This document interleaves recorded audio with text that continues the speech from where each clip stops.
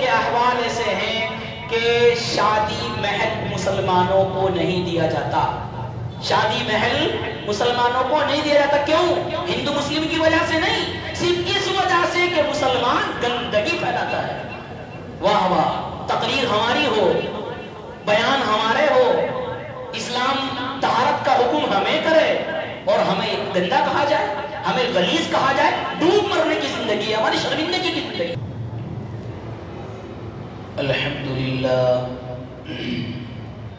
الحمدللہ نحمده ونستعینه ونستغفره ونؤمن به ونتوکل علیہ ونعوذ باللہ من شرور انفسنا ومن سیئات اعمالنا من يهده الله فلا مضل له ومن يضلله فلا هادي له ونشهد أن لا إله إلا الله وحده لا شريك له ونشهد أن سيدنا وحبيبنا ونبينا ومولانا محمدا عبده ورسوله وصلى الله على النبي وعلى آله وأصحابه وأزواجه وذرياته وسلم تسليما كثيرا كثيرا. أما بعد، قال الله تبارك وتعالى في القرآن المجيد والفرقان الحميد: أعوذ بالله من الشيطان الرجيم، بسم الله الرحمن الرحيم. إن الله يحب التوابين ويحب المتطهرين. صدق الله العظيم. وقال النبي صلى الله تعالى عليه وسلم: الطهور شطر الإيمان، أو كما قال عليه الصلاة والسلام. اللهم صل على سيدنا ومولانا محمد وبارك وسلم عليه. اللہ رب العزت کا انتہائی احسان و کرم ہے کہ اس نے ہم سب کو اپنی عبادت کے واسطے جمع فرمایا اور کچھ کہنے کی اور سننے کی توفیق عطا فرمائی. اللہ سے دعا ہے کہ جو کچھ کہا جائے، سنا جائے، اللہ اس کو ہم کو اپنی زندگی میں لانے کی اور اس پر عمل کرنے کی مکمل توفیق عطا فرمائے. اللہ رب العزت کی توفیق کے بغیر اور حکم کے بغیر انسان ایک قدم نہیں چل سکتا، ایک سانس لے کر دوسرا سانس نہیں لے سکتا، آسمان سے بارش نہیں آ سکتی، سورج نہیں نکل سکتا. تمام چیز اللہ کے حکم کے تابع ہیں. اس کا حکم ہوگا، اس کی توفیق ہوگی تو انسان کو عمل کرنے کا جذبہ پیدا ہوگا، عمل کرے گا.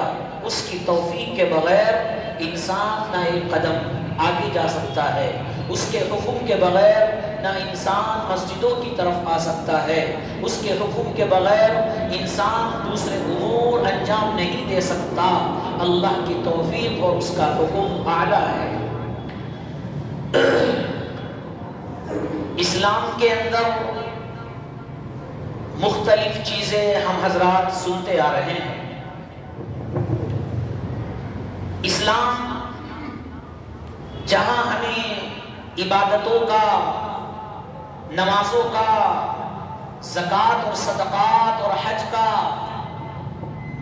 اور معاملات کی صفائی کا، اخلاق حسنہ کی تعلیم دیتا ہے، وہیں پر ایک حکم اسلام کا وہ ہے جس سے ہم لوگ ناآشنا ہیں، جس کو ہم لوگ اسلام کا حصہ، اسلام کا رکن اور اسلام کا جز نہیں سمجھتے اور ہماری توجہ اس کی طرف نہیں جاتی، بے توجہی اس کی طرف ہو رہی ہے.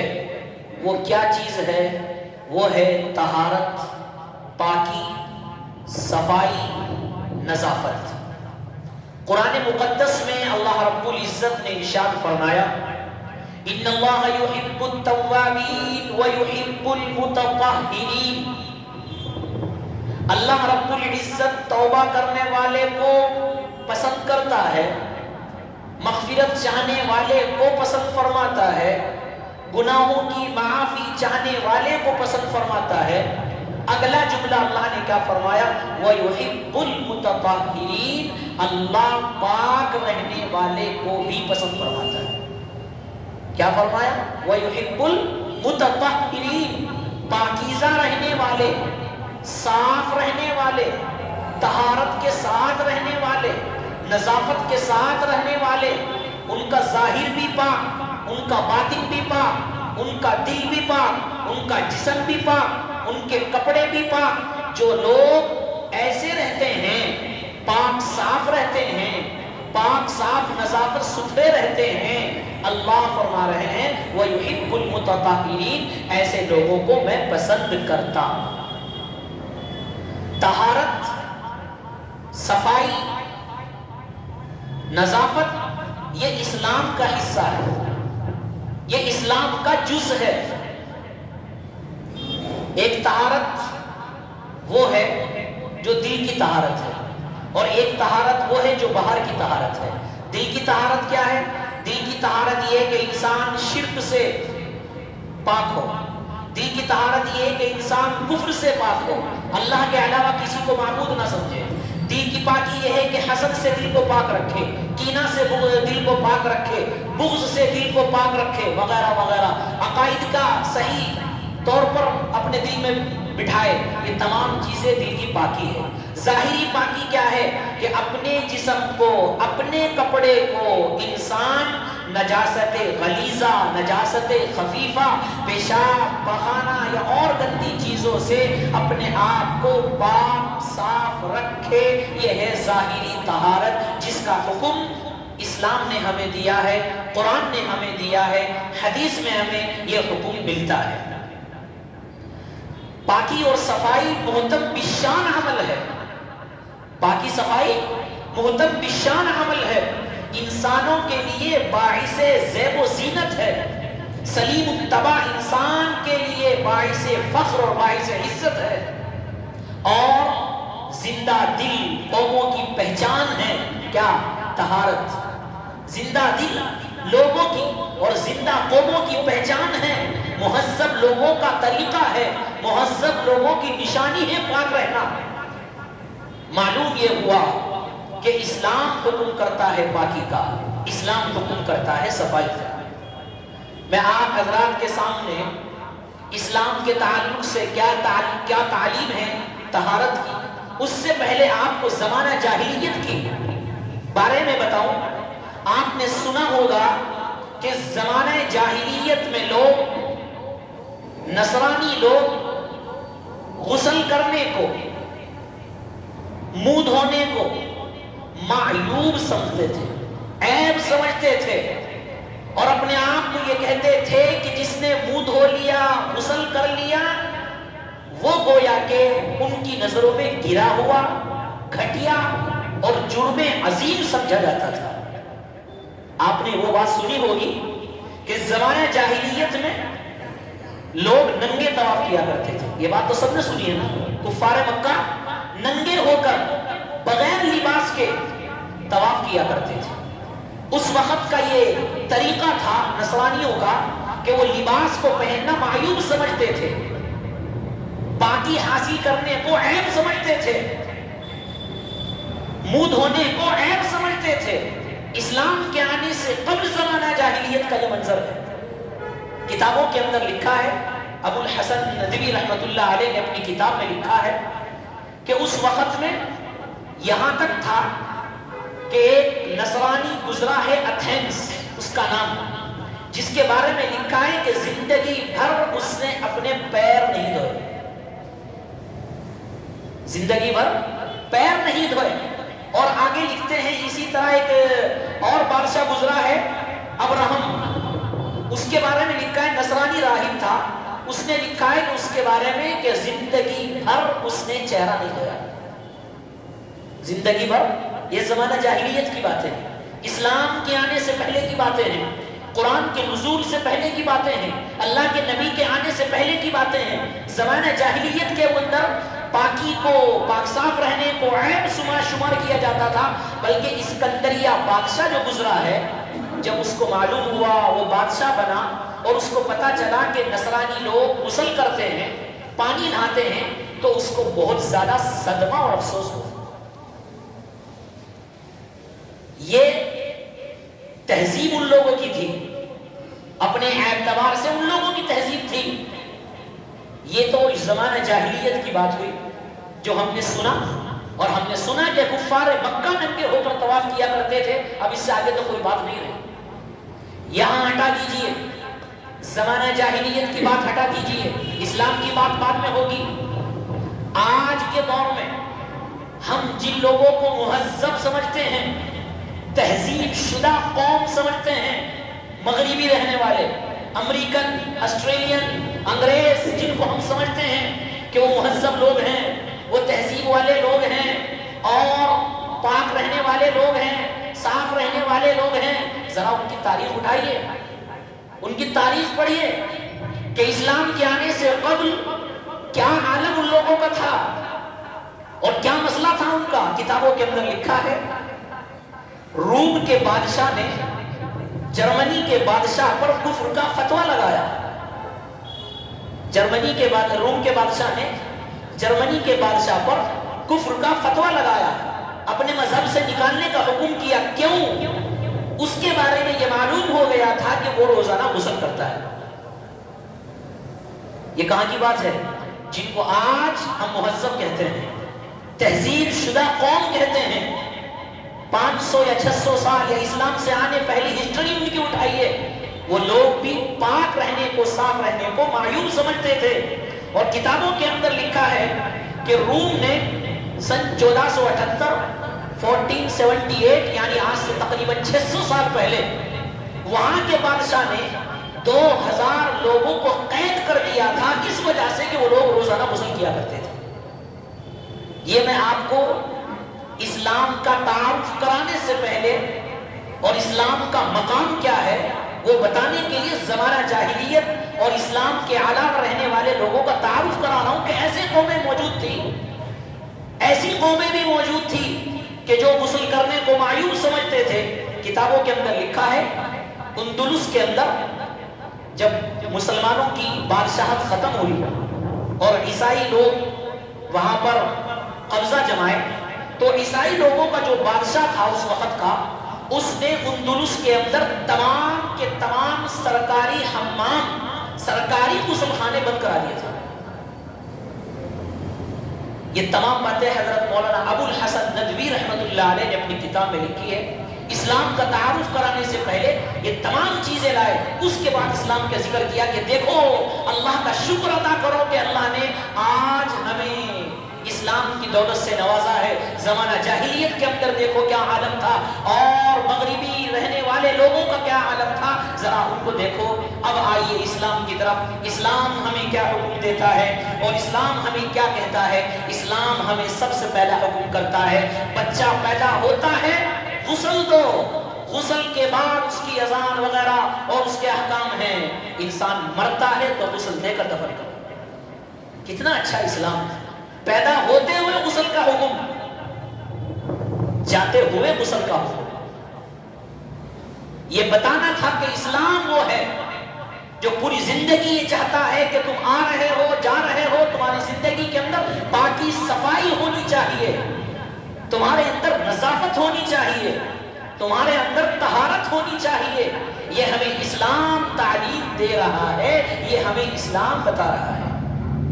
قرآن کریم کی آیت اٹھائیے، اللہ رب العزت نے قرآن مقدس میں خود فرمایا ان اللہ یحب التوابین ویحب المتطہرین۔ اللہ پاکیزہ لوگوں کو پسند فرماتے ہیں۔ قرآن مقدس کی آیت سورہ مدثر جب دوسری ہے، وحی کی دوسری آیت ہے۔ پہلی آیت اقرأ بسم ربک الذی خلق، وحی کی دوسری آیت یا ایھا المدثر قم فانذر وربک فکبر وثیابک فطہر۔ یہ آیت نازل ہوئی، اللہ نے کیا فرمایا اس میں؟ وثیابک فطہر، اے کملی والے اپنے رب سے ڈرو، اے محبوب، اے اللہ کے نبی اپنے رب کے سامنے کھڑے ہو جاؤ دیا وَثِيَابَكَ فَطَهِّرْ، اپنے کپڑوں کو پاک رکھو۔ قرآن کی دوسری وحی آ رہی ہے، پورا قرآن اب تک نہیں اترا، ابھی تک نمازوں کا حکم مکمل طور پر نہیں آیا۔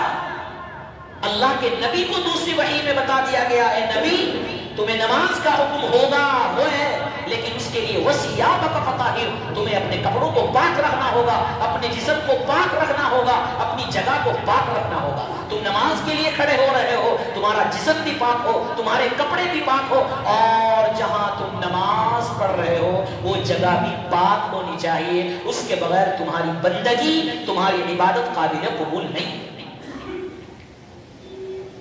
کتنا اسلام کتنا پاکیزہ ہے کہ ہم کو حکم یہ کر رہا ہے کہ بغیر ناپاکی، بغیر پاکی کے تمہاری عبادت قابل قبول ہو ہی نہیں سکتی۔ بغیر وضو کے آؤ، کتنی بھی نمازیں پڑھو جاؤ، کتنے بھی پورے دن پوری زندگی پڑھے جاؤ، کوئی قابل قبول نہیں ہے۔ کپڑے ناپاک ہیں، نماز پڑھ لو، نماز پڑھتے رہو، کوئی قبول نہیں ہے۔ جگہ ناپاک ہے، نماز پڑھتے رہو، کوئی قبول نہیں ہے۔ اسلام پاکیزہ مذہب ہے، پاکیزگی کا حکم دیتا ہے۔ اسلام پاکیزہ مذہب ہے، انسانوں کو صفائی کا حکم دیتا ہے۔ اللہ کے رسول صلی اللہ علیہ وسلم جب مکہ سے مدینہ ہجرت کر رہے تھے تو قرآن کریم کی ایک آیت نازل ہوئی اہل قباء کے بارے میں، کیا فِيهِ رِجَالٌ يُحِبُّونَ أَن يَتَطَهَّرُوا وَاللَّهُ يُحِبُّ الْمُطَّهِّرِينَ۔ راستے میں آیت نازل ہوئی، کیا ہے اس کا مطلب؟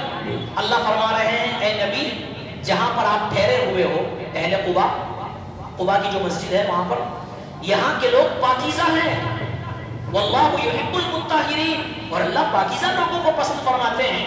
اللہ کے نبی نے جب یہ آیت آپ پر اتری تو آپ کو تعجب ہوا کہ یہاں کے لوگوں کی تعریف اللہ قرآن میں کر رہا ہے، یہاں کے لوگوں کی تعریف اللہ قرآن کے الفاظ بنا رہا ہے، آخر وجہ کیا ہے، سبب کیا ہے؟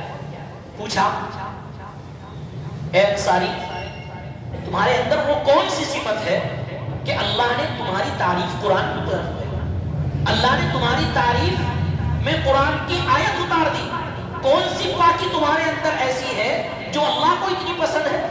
مفسرین اکرام نے لکھا ہے کہ انہوں نے کہا کہ ہم جب استنجا کرتے ہیں تو ڈھیلے کے ساتھ پانی کا بھی استعمال کرتے ہیں، کیونکہ اس وقت پانی کی قلت بہت زیادہ تھی، اکثر و بیشتر ڈھیلے استعمال کیے جاتے تھے، وہ لوگ پانی بھی استعمال کرتے تھے اور وہ لوگ ڈھیلا بھی استعمال کرتے تھے، یعنی اچھی طرح پاک ہونے کی کوشش کرتے تھے اپنی استطاعت کے مطابق۔ اللہ نے ان کی تعریف قرآن میں فرمائی کہ یہ وہ لوگ ہیں جو پاکیزہ رہنے کو پسند فرماتے ہیں، اور اللہ ایسے لوگوں کو پسند کرتا ہے۔ اس سے اندازہ لگائیے کہ پاکیزہ رہنا، صاف رہنا اتنا بہترین عمل ہے کہ اللہ نے قرآن کے اندر تعریف فرمائی۔ اسلام کے اندر آئی اللہ کے نبی صلی اللہ علیہ وسلم نے کیا فرمایا؟ فرمایا الطہور شطر الایمان، پاکیزہ رہنا، صاف رہنا ایمان کا حصہ ہے۔ پاکیزہ رہنا ایمان کا حصہ ہے، ایمان کا جز ہے۔ ایک حدیث میں فرمایا نصف الایمان، پاکیزہ رہنا آدھا ایمان ہے، پاک رہنا آدھا ایمان ہے۔ ایک حدیث میں فرمایا اللہ کے نبی صلی اللہ علیہ وسلم نے کہ جنت میں وہی شخص داخل ہوگا الا نصیب جو پاکیزہ ہو، اس کا دل بھی پاک ہو کفر و شرک سے، اور جسم، کپڑے، باطنی ظاہری پاک صاف رہنے کو پسند کرتا ہو۔ اللہ رب العزت ایسے آدمیوں کو جنت کے اندر داخل فرمائے گے۔ جنت کے اندر جانے کا آفر مجھے مل رہا ہے تو ظاہر سی بات ہے کوئی چھوٹا موٹا عمل تو ہونے سے رہا، بڑا ہی عمل ہوگا۔ ہم لوگ اس کو چھوٹا سمجھتے ہیں، پاکیزہ رہنا، صاف رہنا، ستھرا رہنا اللہ کے نزدیک کتنا پسندیدہ ہے کہ اللہ قرآن میں تعریف فرما رہے ہیں، اللہ کے نبی جنت میں جانے کی ضمانت دے رہے ہیں، جنت میں جانے کی ضمانت دے رہے ہیں۔ یہ اتنا اچھا عمل پاکیزہ ہے۔ ایک حدیث میں اللہ کے رسول صلی اللہ علیہ وسلم نے فرمایا جس کے گھر میں صفائی کا عمل ہو، آنگن صاف ہو، باہر کا حصہ بھی صاف ہو، ایک حدیث میں اللہ کے نبی نے فرمایا وہ انسان فقر و فاقے سے بچ جاتا ہے۔ کیا فرمایا؟ کہ جس گھر میں پاکی صفائی کا اہتمام ہو، وہاں پر رہنے والے بھی پاک ہو، وہاں پر عورتیں بھی پاک ہو، وہاں پر بسنے والے لوگ بھی پاک ہو، وہاں پر گھر کو پاک رکھا جاتا ہو، اس گھر میں تنگ دستی نہیں آ سکتی، وہ گھر تنگ دستی سے، فقر سے محفوظ رہتا ہے۔ یہ کون کہہ رہا ہے؟ یہ اللہ کے نبی صلی اللہ علیہ وسلم ارشاد فرما رہے ہیں۔ کتنا اچھا عمل پاکیزہ رہنا۔ انسان وضو کرتا ہے، کیا فرمایا اللہ کے نبی نے؟ انسان وضو کرتا ہے تو سارے گناہ معاف ہو جاتے ہیں۔ ہاتھ دھوتا ہے، ہاتھ کے گناہ معاف، منہ دھوتا ہے، منہ کے گناہ معاف، پیر دھوتا ہے، پیر کے گناہ معاف۔ پاک رہنے سے گناہ معاف ہو رہے ہیں، وضو کرنے سے گناہ معاف ہو رہے ہیں۔ اتنا محترم بشان عمل ہے طہارت حاصل کرنا اور پاکیزہ رہنا۔ ایک حدیث میں اللہ کے رسول صلی اللہ علیہ وسلم نے فرمایا، جو انسان رات کو سوتے ہوئے، رات کو سونے سے پہلے وضو کرتا ہے اور وضو کر کے سوتا ہے، مشہور حدیث ہے، کیا فرمایا کہ پوری رات عبادت میں شمار ہوتی ہے، پوری رات عبادت میں شمار ہوتی ہے۔ سونے سے پہلے وضو کر رہا ہے اور سونے سے پہلے ذکر کر رہا ہے، چاروں کل پڑھ رہا ہے، ذکر کر رہا ہے، پوری رات اللہ عبادت میں لکھ دیتے ہیں۔ کس وجہ سے؟ پاکیزہ رہنے کی وجہ سے۔ کس وجہ سے؟ وضو کرنے کی وجہ سے۔ کس وجہ سے؟ اپنے جسم کو پاک رکھنے کی وجہ سے۔ کس وجہ سے؟ اپنے کپڑوں کو پاک رکھنے کی وجہ سے۔ اللہ پوری رات عبادتوں کا ثواب عطا فرماتے ہیں۔ یہ کوئی عمل چھوٹا عمل نہیں ہے، یہ کوئی چھوٹا عمل نہیں ہے۔ قرآن آپ نے حدیث میں سنا ہوگا، کل کو قیامت کا دن ہوگا، ساری امت، تمام انبیاء علیہ السلام کی امت آ رہی ہوگی۔ اللہ کے نبی نے فرمایا، میں اپنی امت کو پہچان لوں گا، میں اپنی امت کو پہچان لوں گا۔ کس لیے؟ آپ نے سب نے وہ حدیث سنی ہوگی، کیا اللہ کے نبی فرما رہے ہیں کل کو قیامت کے دن میری امت کے اعضائے وضو چمکدار چمکتے ہوئے ہوں گے۔ جہاں جہاں اس نے وضو کیا، ہاتھ، پیر، قدم، منہ، وہ چمکدار ہوں گے۔ ان چمکنے کی وجہ سے میں اپنی امت کو پہچان لوں گا۔ دیکھیے طہارت کتنا محترم بشان عمل ہے کہ اللہ کے نبی صلی اللہ علیہ وسلم کل قیامت کے دن اپنی امت کو پہچاننے کی جو علامت بیان فرمائی، وہ کیا؟ اعضائے وضو کا چمکدار ہونا۔ اور اعضائے وضو چمکدار کب ہوگے؟ جب انسان وضو کرتا ہوگا، نمازیں پڑھتا ہوگا، اور جب نمازیں ہی نہیں پڑھے گا، وضو ہی کہاں سے کرے گا؟ جب وضو ہی نہیں کرے گا تو اعضائے وضو چمکے گے کہاں؟ تو پھر کہاں جائے گا؟ اللہ کے نبی کیسے پہچانیں گے؟ کیسے پہچانیں گے؟ ہماری نمازیں ہی پابندی نہیں، جب ہماری نمازوں کی پابندی ہے تو وضو کہاں ہوگی؟ جب نمازوں کی پابندی نہیں تو وضو کہاں سے ہوگی؟ اسی لیے کسی نے کہا زندگی بے بندگی شرمندگی۔ کیا کہا؟ زندگی بے بندگی شرمندگی۔ کیا مطلب؟ وہ زندگی بے بندگی جو بغیر بندگی کے ہو، بغیر نماز کے ہو، شرمندگی، کل کو قیامت کے دن شرمندہ ہونا پڑے گا، شرمندگی کی باعث ہوگی۔ تو بہرحال طہارت اتنا محترم بشان عمل ہے کہ اللہ کے نبی صلی اللہ علیہ وسلم نے اس کو کیا کہا؟ جنت میں جانے کی ضمانت دی ہے۔ ایک صحابی آئے اللہ کے نبی صلی اللہ علیہ وسلم کے پاس، مشہور حدیث ہے، مشکاۃ شریف میں پڑھی تھی۔ آ کر بیٹھ گئے، ان کا ظاہری احوال اچھا نہیں تھا، یعنی کپڑے اچھے نہیں تھے، پرانے ہو رہے تھے، گندے ہو رہے تھے۔ مجلس میں آئے، اللہ کے نبی صلی اللہ علیہ وسلم نے فرمایا، مالک بن نزلہ ان کا نام ہے، پوچھا اے مالک تمہارے پاس مال و دولت ہے؟ کہا یا رسول اللہ میرے پاس ہے۔ کہ کیا کیا ہے؟ کہ یا رسول اللہ میرے پاس گھوڑے ہیں، بکریاں ہیں، اس وقت کی یہی دولت ہوتی تھی، بکریاں ہیں، گھوڑے ہیں وغیرہ، یہ سب تمام چیزیں ہیں۔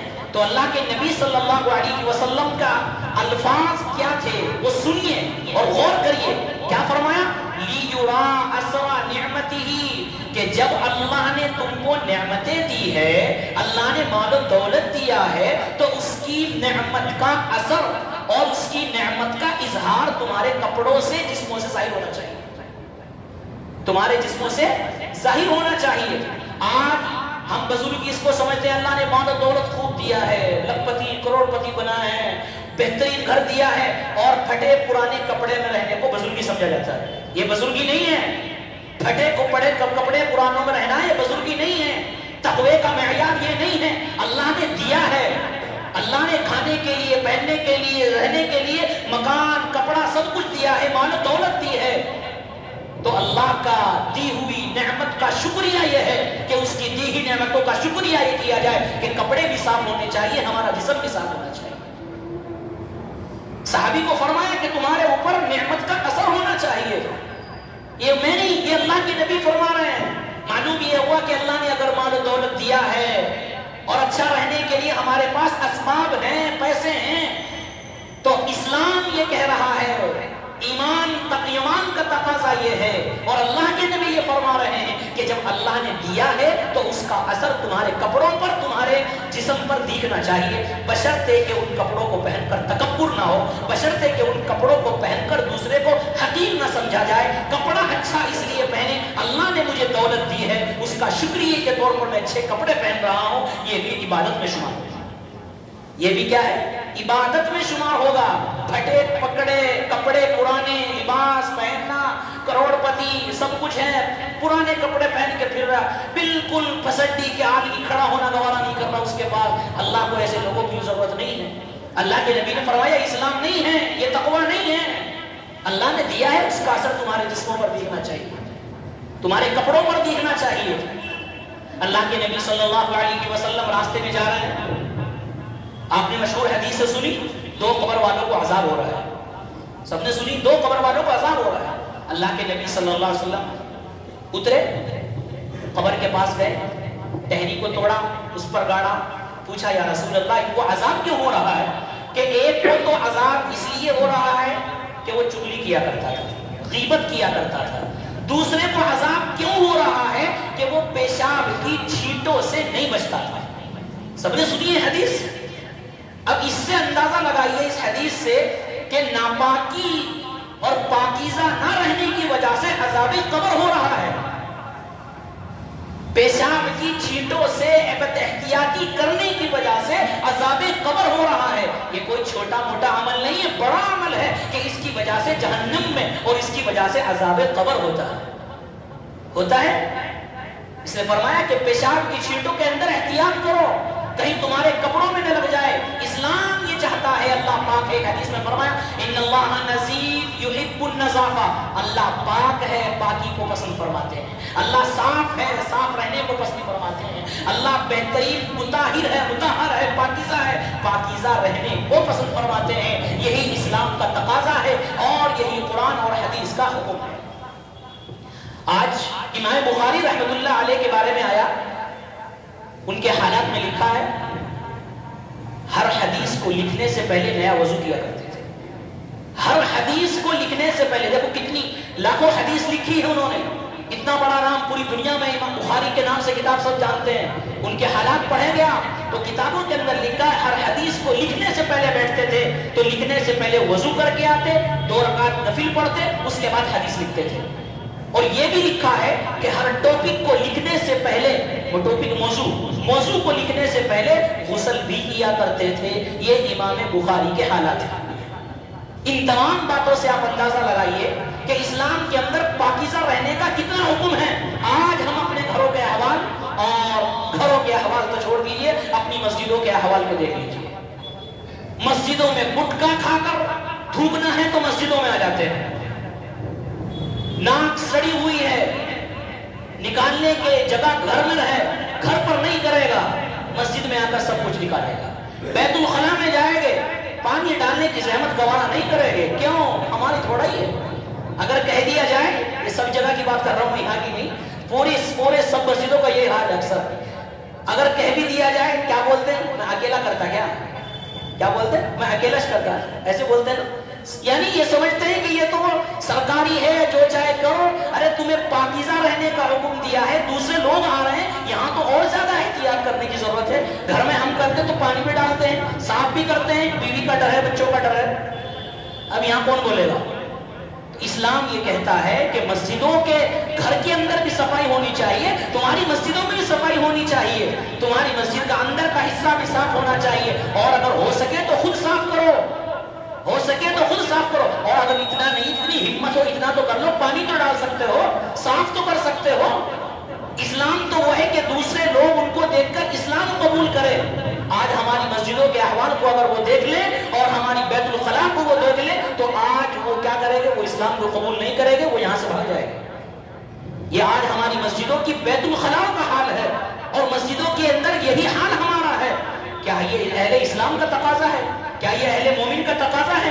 ہماری گلیاں، گلی میں جا کے دیکھو آپ، ادھر ہماری طرف جا کے یو پی، دلی، ممبئی کے اندر جا کے دیکھو، غیروں کی گلی میں اور مسلمانوں کی گلی میں الگ فرق نظر آ جائے گا۔ جہاں پر گندگی ہے سمجھنا چاہیے مسلمانوں کی ہے، جہاں پر صفائی ستھرا ہے سمجھو غیروں کا ہے۔ غیروں نے ہمارا طریقہ لے لیا، ہم نے غیروں کا طریقہ لے لیا، غیروں نے ہمارا طریقہ لے لیا۔ اسلام سائنس نے کیا فرمایا؟ 1400 اب کرونا میں آپ نے دیکھا کہ پاک رہو، صاف رہو، اپنے گھر کو صاف رکھو، کرونا کے وقت میں۔ یہ تو اب 1400 سال کے بعد اب بتا رہے ہیں، سائنس نے اب بتایا۔ اسلام نے تو 1400 سال پاکی کا حکم کر دیا تھا، اسلام نے 1400 سال پہلے صفائی کا حکم کر دیا تھا۔ ہماری گلیاں صاف ہونی چاہیے۔ ہم جسے کونسلر بنا رہے ہیں، جسے ہم ووٹ دے رہے ہیں، اگر وہ ہمارے گھر آ رہے ہیں، اگر ہمارا تقاضا یہ ہے کہ ہم وہاں جا کر فرمائش کریں ذرا گلی صاف کراؤ، نالے صاف کراؤ، ووٹ کس لیے دیا جا رہا ہے؟ مسلمانوں کو چاہیے کہ پاکی کا، صفائی کا خیال کرے۔ یہاں تک بات آ جاتی ہے، بہت سی جگہوں کے احوال ایسے ہیں کہ شادی محل مسلمانوں کو نہیں دیا جاتا، شادی محل مسلمانوں کو نہیں دیا جاتا۔ کیوں؟ ہندو مسلم کی وجہ سے نہیں، صرف اس وجہ سے کہ مسلمان گندگی پھیلاتا ہے۔ واہ واہ، تقریر ہماری ہو، بیان ہمارے ہو، اسلام طہارت کا حکم ہمیں کرے اور ہمیں گندا کہا جائے، ہمیں غلیظ کہا جائے۔ ڈوب مرنے کی زندگی ہے ہماری، شرمندگی کی زندگی ہے۔ تبلیغی جماعت والے جائے، کیا ہو بھائی نماز کے لیے، کیا کہتا ہے مسلمان ہے؟ کپڑے پاک نہیں ہے۔ ڈوب مرنے کی زندگی ہے، مسلمان کہلاتا ہے اور کپڑے پاک نہیں۔ اپنے آپ کو ایمان والا کہتا ہے، کپڑے پاک نہیں۔ اپنے آپ کو مسلمان کہتے ہوئے شرم نہیں آتی کہ کپڑے پاک نہیں؟ اگر اسی حالت میں موت آ گئی تو کل کو اللہ کے سامنے کیا منہ دکھلاؤ گے؟ یہ ہمارا اسلام ہے۔ ہمارا اسلام پیدا ہونے پر غسل کا حکم، جاتے ہوئے غسل کا حکم دے رہا ہے۔ ہمارا اسلام مسجد میں آنے کے لیے وضو کا حکم دے رہا ہے۔ تو کپڑے ناپاکی کا حکم تم کرو گے، تم اسلام پر عمل کرنے والے ہو؟ نہیں نہیں، ہمارے لیے ضروری ہے کہ ہم پاکی کا خیال کریں، کپڑوں کو پاک رکھیں۔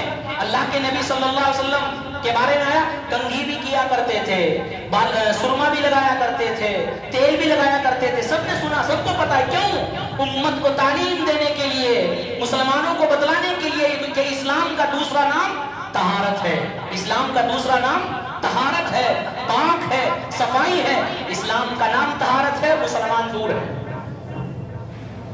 ہمیں سوچنا چاہیے، ہمارے کپڑے، ہمارا لباس تو وہ ہونا چاہیے تھا کہ دوسرے ہمیں دیکھ کر فخر کرے کہ دیکھو مسلمان ایسے ہوتے ہیں، کہ دیکھو مسلمان ایسے ہوتے ہیں۔ آج ہمیں دیکھ کر کہتے دیکھو اتنے مسلمان گندے ہوتے ہیں، یہ مسلمان گندے ہیں۔ 40-40 ہزار کا، 50-50 ہزار کا موبائل ہمارے ہاتھوں میں رہتا ہے، ہمارے پاس رہتا ہے، کروڑوں کروڑوں کے مکان ہیں، 40-50 روپے کی ٹوپی جیب میں نہیں رکھ سکتے۔ یہ مسلمانوں کا حال ہے، 40-50 روپے کی ٹوپی جیب میں نہیں رکھے گے، مسجد کی ٹوپی استعمال کرے گے۔ حالانکہ مسجدوں کی ٹوپی کا استعمال علماء نے لکھا ہے کہ وہ ان لوگوں کے لیے خاص ہوتا ہے جو یا تو سفیر ہو، کوئی مسافر ہو، یا کوئی گھر میں بھول کر آ گیا ہو اچانک اتفاق سے، اس کے لیے ہوتا ہے۔ اب اسی کو رواج بنا لینا، بالکل 24 نمازیں اسی میں پڑھنا اور اپنی ٹوپی کو الٹ دینا، تو اس صورت میں مکروہ لکھا ہے۔ یہ ہمارا حال ہے۔ ہمارا اسلام کیا کہتا ہے؟ طہارت کا حکم کرتا ہے۔ ہم لڑ رہے ہیں، جھگڑ رہے ہیں، وہ اہل حدیث ہے، وہ حنفی ہے، وہ دیوبندی ہے، وہ فلاں ہے، وہ فلاں ہے، جو لڑ رہے ہیں پوچھ کے دیکھو غسل کے فرائض معلوم نہیں، غسل کے فرائض معلوم نہیں۔ اللہ کل کو یہ نہیں پوچھے گا کہ کون تھے تم، اہل حدیث تھے، کیا تھے، یہ نہیں پوچھے گا۔ غسل کے فرائض تمہیں معلوم نہیں، تمہارا غسل ہو رہا ہے یا نہیں، تم پاک ہو یا ناپاک ہو، اگر تم نے زندگی ایسے گزار دی، کل کو عذاب قبر ہوگا، کل کو عذاب قبر ہوگا۔ آج ہمارے پڑھنے میں، کتابوں کے مطالعے میں اور بیانات میں یہ بات سننے میں آتی ہے، کتنی عورتیں گھر کی ایسی ہے کہ شادی ہو گئی، اپنے سسرال چلی گئی، لیکن پاک رہنے کا طریقہ اور غسل کے فرائض معلوم نہیں کہ غسل کیسے کیا جاتا ہے۔ عورتوں کو بہت دور کی بات، مردوں کو معلوم نہیں۔ شادی ہو گئی، بیاہ ہو گیا، سب کچھ ہو رہا ہے، کئی سال ہو گئے، 30-30 سال، 40-40 سال ہو گئے، اب بھی یہ معلوم نہیں کہ غسل کے اندر فرض کتنے ہیں، غسل کیسے کیا جاتا ہے۔ یہ ہمارا حال ہے۔ اس لیے اسلام یہ کہتا ہے تم پاک رہو، صاف رہو، یہی اللہ کا حکم ہے اور یہی اسلام کی تعلیم ہے۔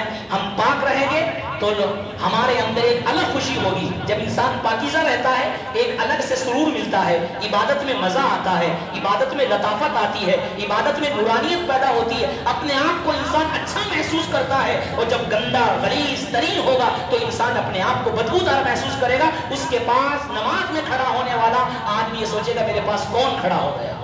تو ذرا ہمیں سوچنا ہے کہ ہمارا عالم کیا ہے۔ ہم اسلام کے ماننے والے ہیں تو اسلام کا مطلب طہارت اور پاکیزہ ہے۔ ہمارا جسم بھی پاک ہو، ہمارے کپڑے بھی پاک ہو، ہمارا ظاہر بھی پاک ہو، ہمارا باطن بھی پاک ہو۔ یہی اسلام کا حکم ہے اور یہی اسلام کی تعلیم ہے۔ اللہ تعالیٰ عمل کرنے کی توفیق